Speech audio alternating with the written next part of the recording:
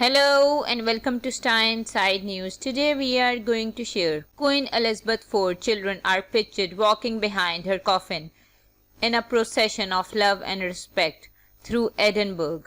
The King Charles III, Princess Anne, Prince Andrew and Prince Edward participated in the procession to the historical St. Giles Cathedral behind their mother coffin in Edinburgh, Scotland. Queen Elizabeth was honored by four of her kids on Monday. At 22:30 p.m. at local time, the Queen's coffin was transported for the long distance to the throne room at the Palace of Holyroodhouse in Edinburgh to the nearby the St. Giles Cathedral, being escorted by Prince Andrew, King Charles III, Princess Anne, Prince Andrew and Prince Edward. The husband of Anne, Vice Admiral Sir Timothy Lawrence, also accompanied the royal casket. It was covered with the Royal Standard of Scotland and was accompanied by an honour security guard of the Royal Regiment of Scotland and the historic Royal Company of Archers. Charles, his lady-in-law Camilla, Queen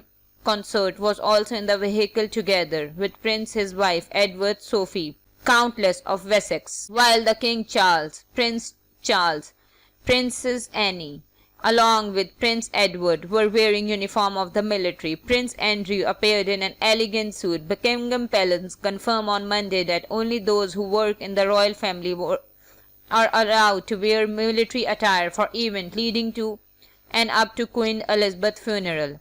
A special exemption has been made to allow Duke of York to wear a uniform during the funeral vigil to be an expression of respect to the monarch whom the palace said peacefully died on the 8th of September. The solemn procession drew large crowd of people in Edinburgh as the latest part of the Queen's trip to Scotland to London for the Queen's funeral of state will take place on September 19 at Westminster Abbey on September 19. At the 9th century cathedral in the 9th century, King Charles 73, Queen Camilla 75, as well as other royal family were joined by British Prim and Minister Liz Truss for a prayer ceremony in the late monarch's memory. It was the Duke of Hamilton and Baden also put the crown of Scotland over the Queen's coffin as it was placed on the catafalque stand constructed of Scottish oak, along with an arrangement of flowers that were picked from Balmoral